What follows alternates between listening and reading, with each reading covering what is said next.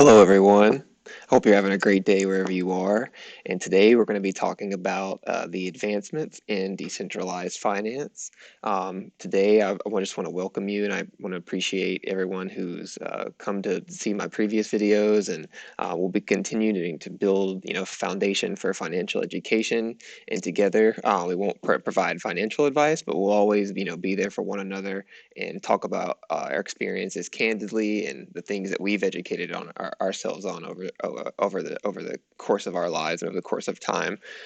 We've used some keywords like consumer sense and financial participation so far, and I think we're slowly building up a really strong foundation. And again, I'm going to call this advancements in decentralized finance, but I'd like everyone to know the title will be called a beginner's guide to cryptocurrency, because I believe this is a way to look at an introduction to cryptocurrency by looking at its history first and kind of seeing where it started. So we'll use that as a jumping off point. And again, thank you so much for being here. We'll get started.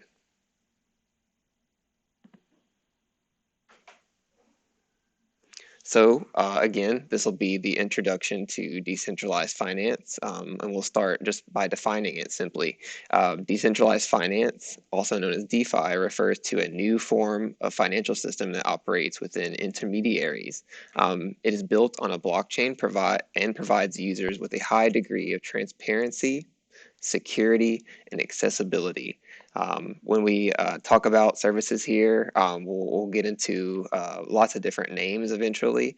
But again, we want to start, with some of the safest things that we can participate in, and just from an educational standpoint, see what kind of resources that are out there to learn from. This kind of shows you just lots of the different services that are out there that make up the decentralized finance system. I went ahead and put the source there as well, and I can certainly say that there is some of these don't exist anymore. For example, you'll see Terra USD down there. There was an event where that they as a company had some issues, and they more or less failed. So again, that is something that the decentralized finance space learned from, and just like I'm here being transparent about what I know, these are some of the tools and resources I've just went out and just Google searched, just simply Google searched, and found out a little bit about along the way.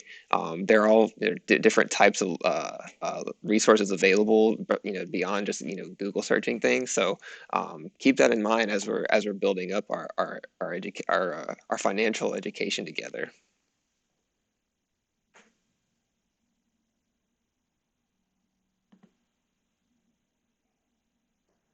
So this is the birth of Bitcoin. You may have heard this term quite a bit. May have even been in the news the first time you've heard it. But I encourage you to, take what you've heard in the media and put that in its own kind of, category, and do your own research and see how you start to feel about it from objective information that you find online. There's a little bit of information you can find at the website down below, and we'll kind of again just start off by defining it by the creation of Bitcoin in 2009 marked a significant milestone in the history of DeFi. It introduced the concept of digital currency, a decentralized digital currency, excuse me, that's a typo, that operates without a central authority, and laid the foundation for the DeFi ecosystem that we know today. The Bitcoin network is a peer-to-peer network of nodes which implement the Bitcoin protocol. The protocol itself implements a highly available, public, and decentralized ledger. We've talked about that before as well. This decentralized technology that everyone can participate in. The nodes verify that each update to the ledger follows the rules of the Bitcoin protocol. And again, I provided just a small example there. The steps of the Bitcoin blockchain transaction goes as follows: transaction creation and signing using digital signatures, again, initiating the transaction. Excuse me, the transaction is sent to the Bitcoin network's nearest node. Again, that's the physical hardware that it's running on. The transaction is propagated into the network and confirmed once it reaches the closest node. Every 10 minutes, the network agrees on a valid block and transactions. And there's different types of technology as we'll come to see. This isn't the only cryptocurrency. It was just the first one. And again, it laid the foundation, a quite strong foundation for all types of ideas that, birth the ecosystem of DeFi. So now we've come to Ethereum and smart contracts. This is probably one of the most important milestones in decentralized finance history. In 2015, Ethereum introduced smart contracts, which enabled the creation of decentralized applications that operate on the blockchain. Smart contracts provide a secure and efficient way to execute complex financial transactions without the need for intermediaries.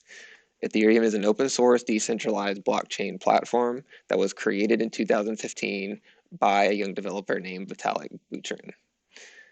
I'm sure we've all heard this name by now, and he even has a well-kept blog. I would encourage anyone to go and find his blog. It's some excellent writing, and you can tell he has quite a big imagination, despite the way Twitter puts him out, makes him out to be. It is designed to facilitate the creation of decentralized applications, dApps, and smart contracts, which are self-executing contracts with the terms of the agreement written directly into the code. So this means that the agreements they're there as is. There's this technology called trustless types of technology that you'll hear these keywords. And so again, as you start to understand these terms like smart contract, self-executing, and trustless, don't be intimidated by them. Just simply do your research and kind of build a foundation, because everyone will tend to like a creative individual would they'll lean towards learning about the things that interest them the most. And because we've got two different ecosystems now, we have Bitcoin now and we have Ethereum now, there at this point in 2023, there's lots of different tools that these two ecosystems have giving birth to. So again, don't be intimidated by these types of terms. Just know that there is a way for you to participate, and there's always going to be a place for you to call home. All right. So here are some of the safest things that we can participate in already, and this is the rise of stable coins with the introduction of Ethereum. Stable coins are cryptocurrencies that are pegged to the value of a stable asset, such as the U.S. dollar. They provide users with a stable and predictable store of value and have become a popular alternative to traditional cryptocurrencies for DeFi applications. And so all this means is this is, again, an easy way to spend cryptocurrency. You have an asset that is swappable, and you can make sure that you're not spending different types of assets unnecessarily. Having a stable coin is incredibly important, as all economies have come to understand. When you have something that is spendable between consumers and for goods and services, it creates a type of trust that we've historically seen that only a type of currency gives. And again, we're probably very, very early in terms of how these decentralized finance systems will evolve. But right now, the cryptocurrency, Bitcoin, Ethereum, and stable coins, they've come to be this incredibly trustworthy way to store value in a way that we can easily transact across the world. All right. So here we're going to get into some more complex technologies that take full advantage of the Ethereum blockchain. And so here we have what are called decentralized exchanges, or DEXs. Decentralized exchanges enable peer-to-peer trading of cryptocurrencies without the need for intermediaries. They provide users with a high degree of privacy, security, and control over their assets, and have become a popular alternative to centralized exchanges. And I put a few examples here to kind of show you the difference between the way a centralized an example of in which a centralized system works, and then a way a decentralized system works. So you see the decentralized ones have a way to participate almost with every single entity without any type of barrier. There's a centralized entity in the middle of all those different protocols in that left example. And that's because they have to always go through that to interact with one another. And so that is a centralized point of access, which we can, if we disperse and everyone behaves properly in terms of using the technology, then we can have a successful decentralized finance system. So again, we see what a centralized finance system looks like right now. That's what we have currently, and this is the sort of a very simplified example the of how diagonal and how many different avenues of connection there are when a decentralized finance system is widely available.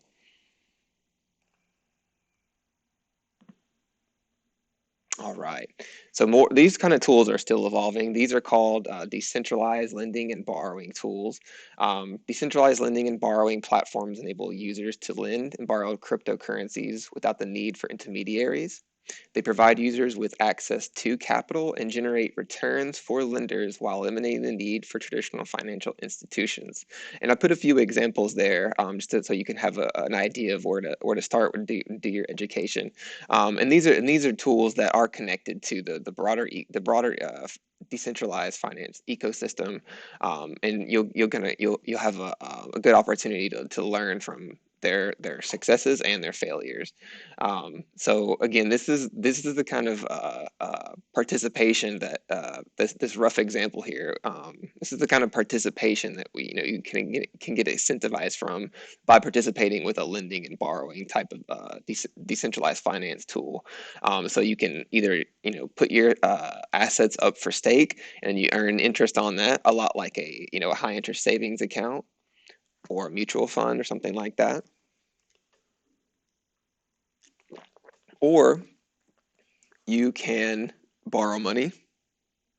In this way, you would have to put some type of collateral up, and then you'll have to pay interest, as you repay that. There is a way to use these decentralized lending and borrowing tools to our advantage. But again, we want to make sure to be extremely careful and educate ourselves on how we use these things before we put a lot of our assets up for stake. Again, this is a way to lend and borrow a significant amount of cryptocurrency, and just like placing limit orders and that type of financial behavior, it's extremely risky, and I won't promote it here on this YouTube channel. But again, it's out there to educate yourself on, and if you are going to participate in it and you'd like to participate in it, know the risks. Excuse me, yeah, know the risks involved when you are just beginning. I definitely would encourage you to educate yourself and know the risks involved. Okay. And this one too, this is the non-fungible tokens part of the cryptocurrency. This one has become extremely popular because the way that we can apply the NFT format, in terms of in terms of it being a type of cryptocurrency or asset, or token, excuse me, because it's a non-fungible token. We can kind of view these things like access passes now, instead of just simplifying their existence as a financial asset or as artwork. Their use cases are becoming very, very interesting. So again, we'll start off by defining it. Non-fungible tokens are unique digital assets that are verified on the blockchain. They enable the creation of digital collectibles, art, and other unique assets that can be bought, sold, and traded on decentralized marketplaces. And that last point, unique assets, is kind of what I was driving at, because we have seen a lot of different interesting use cases, and the type of participation you do get from uh, uh, for amateur artists and those that just want a trustworthy support system to to participate with their art. It's a really remarkable thing to get the kind of mutual support when you participate in this ecosystem. For example, there are lots of different NFT music platforms that are coming up, and just like graphic designers have been some of the first participants in the NFT ecosystem, we're seeing more and more music production in the NFT ecosystem. And I would encourage anyone interested in this type of work to contact us at the Uniswap Discord, or again do your own research and see what other kind of tools are out there. So I put a few examples here on the screen as well. The left one is the Uniswap NFT marketplace, and the right picture is the OpenSea.io marketplace. I would encourage you to check either of them out. I bought my first NFT on the Uniswap NFT marketplace, just to be transparent, and it was easy. It was a very easy process. I have friends and family that have purchased NFTs on both marketplaces, and so again, trustworthy. The one thing I will note is that OpenSea has had some issues in the past as far as individual listings being unsafe to interact with. So do your research on the collection that you're looking at. And if it does happen to be a collection that's unknown or doesn't have a lot of information in it, just understand what you're interacting with is early technology. All of this cryptocurrency technology, all of these decentralized finance tools, it is early on. But again, Uniswap, one of the safest tools to interact with, and OpenSea, another one of the safest tools to interact with when it comes to NFTs.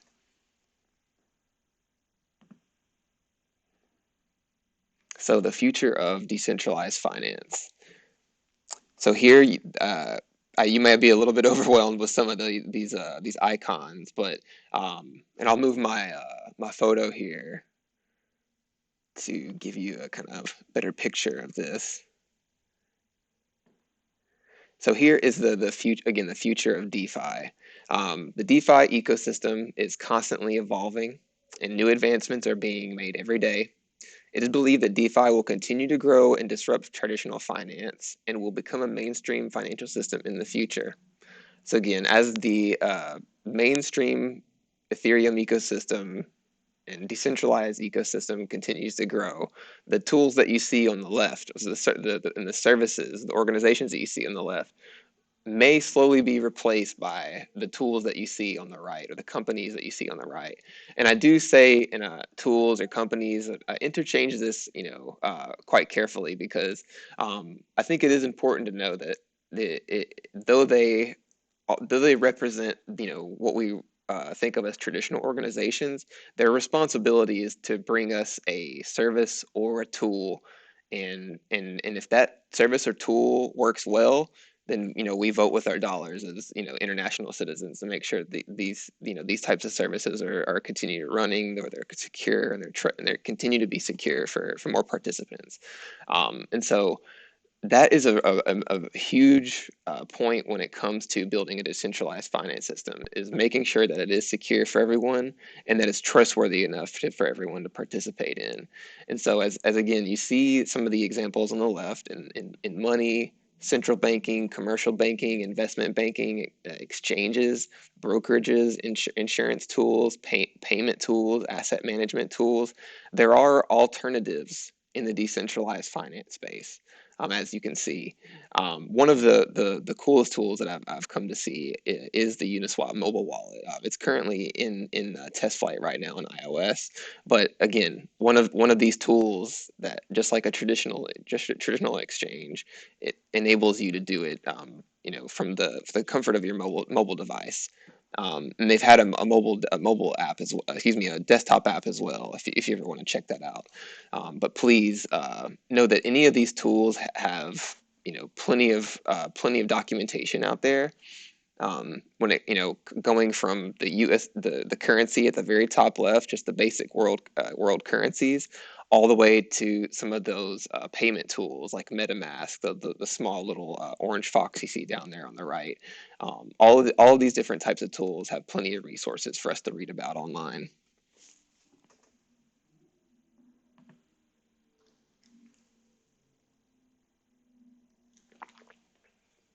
So here is where, again, I'll move my picture as well again.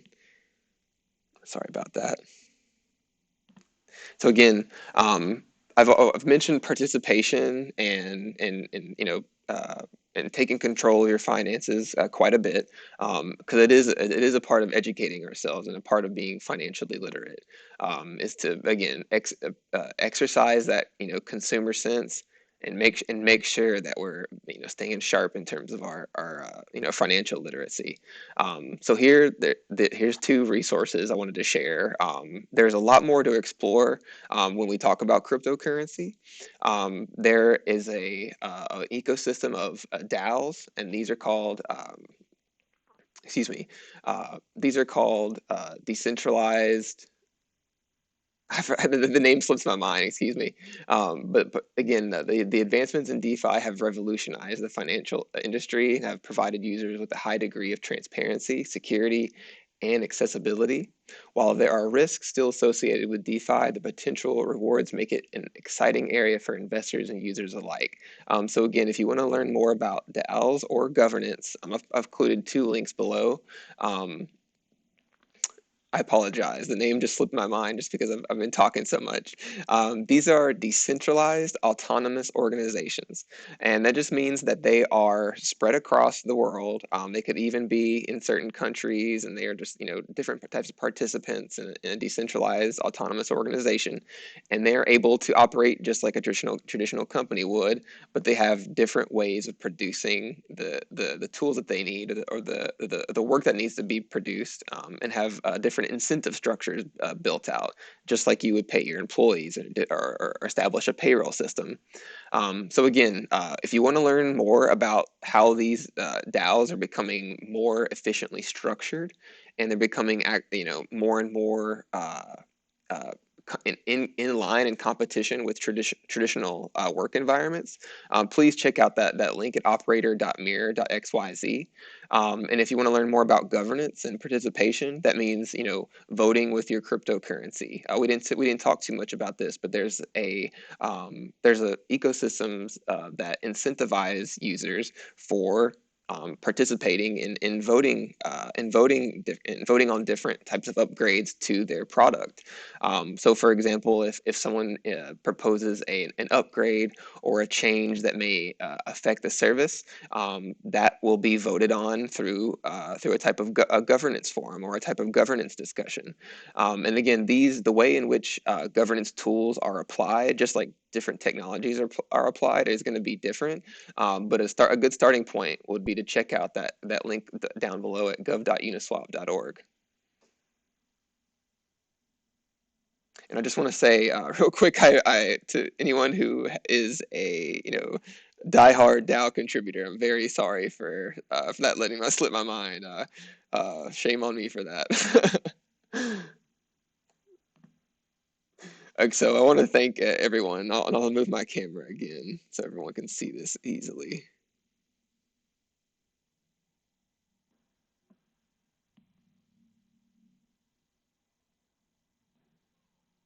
All right, thank you for your patience. Okay, so again, thank you everyone for being here today.